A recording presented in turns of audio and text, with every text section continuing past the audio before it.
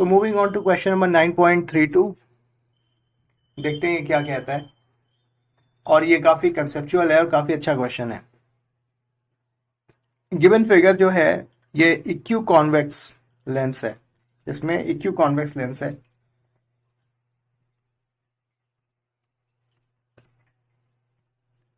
और इस ग्लास का जो रिफ्रैक्टिव इंडेक्स है वो 1.5 है और it is in contact with a liquid layer on the top of the plane mirror, और ये प्लेन मिरर है।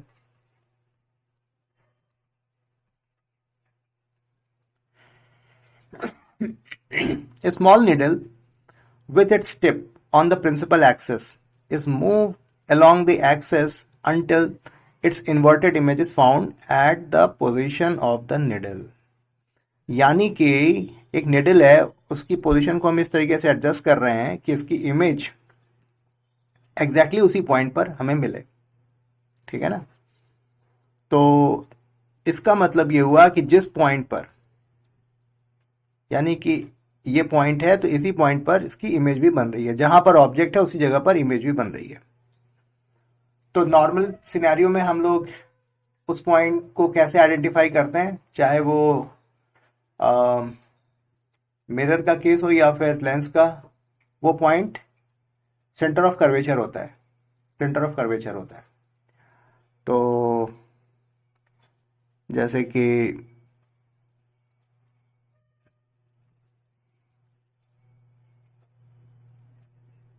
ये जो पॉइंट है, ठीक है, तो ये सी हुआ, ये पे सी हो गया।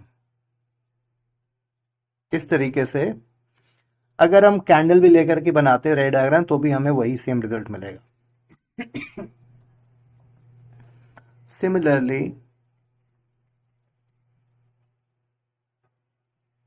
ये मान लिया यहाँ पे, ठीक है, ये आया और यहाँ पर वापस आ गया और इसी जगह पर हमें इमेज मिलती है। ठीक है, ओके। कुछ और भी तो, लेकिन ये जो केस है वो थोड़ा सा डिफरेंट है, थोड़ा सा डिफरेंट है कि ये जो लेंस है, इस लेंस के सामने हमने एक मिरर रखा हुआ है। तो यहां पर क्या हो रहा है कि हमें जिस पॉइंट पे, जिस पॉइंट से लाइट स्टार्ट हो रही है, यानी कि इंसिडेंट हो रही है, उसी पॉइंट पर फिर से वो वापस भी आ रही है, यानी कि उस जिस जिस जगह पर ऑब्जेक्ट है उसी जगह पर इमेज बन रही है। तो इसको थोड़ा सा विजुलाइज करने की कोशिश करो कि अगर ये मेरा लेंस है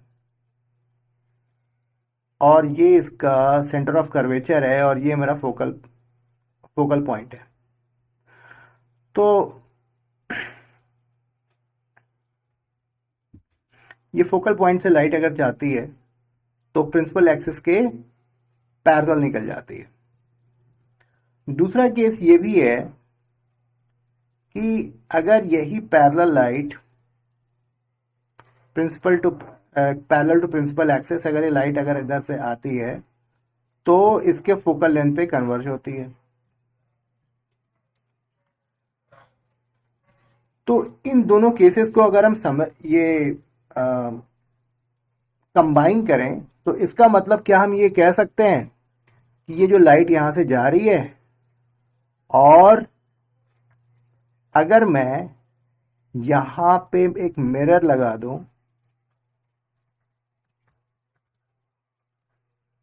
तो इस मिरर से ये लाइट रिफ्लेक्ट होकर के वापस आएगी और फिर से फोकल लेंथ पर कन्वर्ज हो जाएगी। इसका मतलब ये हुआ कि अगर एक कॉन्वेक्स लेंस को मिरर के साथ हम कंबाइन करें, ठीक है, उस केस में अगर ऑब्जेक्ट फोकल पॉइंट पर है तो लेंस से रिफ्रैक्ट होकर के वो प्रिंसिपल एक्सिस के पैरेलल जाएगा और मिरर से रिफ्लेक्ट होकर के फिर उसी जगह पर इमेज को फॉर्म करेगा। फिर से मैं अपनी स्टेटमेंट को रिफ्रेश करता हूं, जो भी बातें अभी हमने कही है, इसका मतलब ये हुआ कि अगर ऑब्जेक्ट की लोकेशन जो है u जो है वो f -f पर है, ठीक है, तो v इमेज की जो लोकेशन होगी वो भी -f पर होगी। इसका मतलब ये हुआ, अगर ये स्टेटमेंट अगर आपको समझ में आ गया, इसका मतलब हम लोग now we are in position to solve this problem statement. ठीक है, चलो, तो इसी बात को आगे बढ़ाते हुए हम लोग इस क्वेश्चन को सॉल्व करेंगे। The distance of the needle from the lens is measure to be 45 centimetre. तो जब यहां पर ये लिक्विड है, लिक्विड के प्रेजेंस में ऑब्जेक्ट हमारा 45 सेंटीमीटर डिस्टेंस पर है, तो इमेज की लोकेशन भी 45 सेंटीमीटर डिस्टेंस पर है। ठीक है, ये तो पहला केस हुआ। दूसरा केस ये है कि लिक्विड को हमने रिमूव कर दिया और फिर एक्सपेरिमेंट को फिर से रिपीट किया। इस केस में जो नई डिस्टेंस हमें मिल रही है, जहां पर ऑब्जेक्ट को 30 सेंटीमीटर डिस्टेंस पर लोकेट कर रहे हैं, उसी जगह पर हमें इमेज भी मिल रही है। इसका मतलब ये हुआ कि इस कॉन्वेक्स लेंस की फोकल लेंथ जो है वो 30 सेंटीमीटर होगी। ठीक है, ये यहां से ऐसे गया और ये स्ट्रेट हो जाएगा, और यहां से ये टकराया, रिफ्लेक्ट होकर के फिर वापस आ जाएगा। ठीक, तो इसका मतलब ये हुआ कि इस जगह पर ही अगर हमें इमेज चाहिए तो u की लोकेशन जो है वो f के बराबर हुई। तो f ऑफ कॉन्वेक्स लेंस जो है कितनी हो गई, 30 सेंटीमीटर, आई गेस 30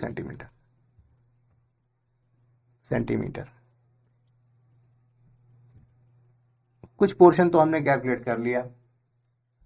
दूसरा, जब यहां पर लिक्विड भी है, अगर हमने यहां पर लिक्विड को भी इंट्रोड्यूस कर दिया, तो फिर एक काम करते हैं, अलग से डायग्राम बनाते हैं।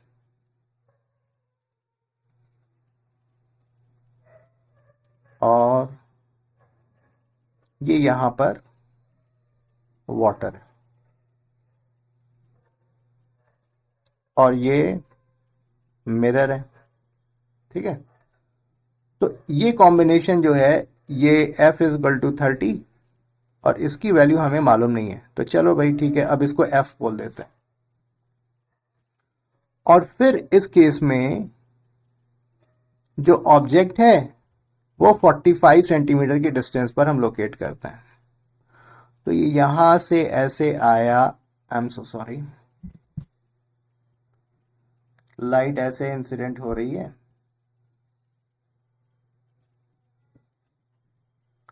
और ये सीधा आई ऐसे, और फिर ये रिफ्लेक्ट होकर के वापस आ गई। ठीक है, तो इस केस में हम लोग 1/f, पूरे सिस्टम की जो फोकल लेंथ है वो 1/45 हो गई, is equal to 1/30 plus 1/f। तो 1/f comes out to be 1/45 minus 1/30, 92 minus 3. So f comes out to be minus 90 centimetre. इसका मतलब ये हुआ कि दो चीजें हमें पता चल गई। ये जो इक्यू कॉन्वेक्स लेंस है, इसकी फोकल लेंथ क्या हुई, इसकी फोकल लेंथ है 30, है ना, 30। और ये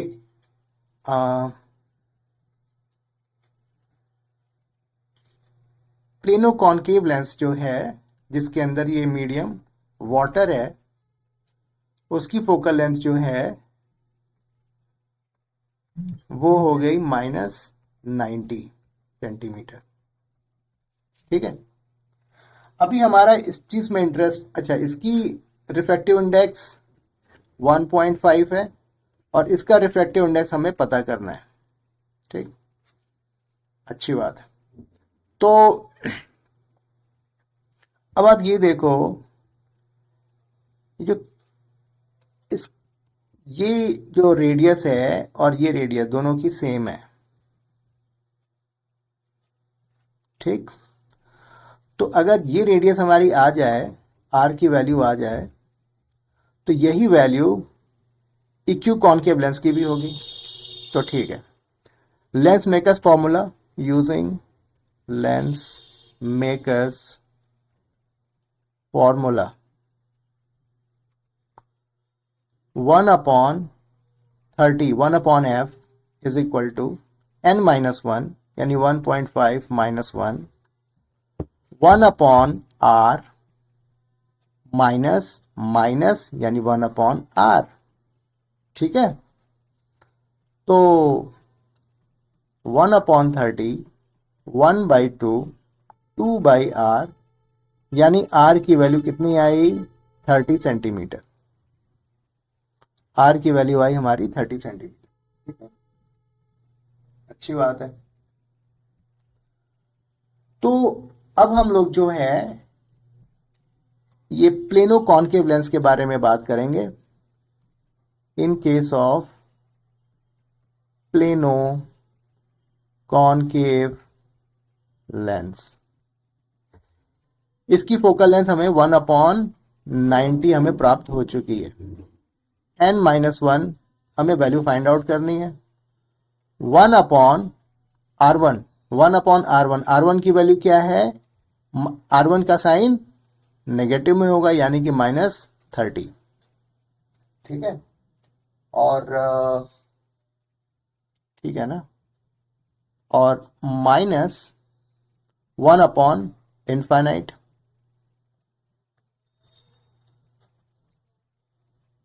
तो -1/90 n-1 -1/30, ये माइनस माइनस कैंसिल हो गया।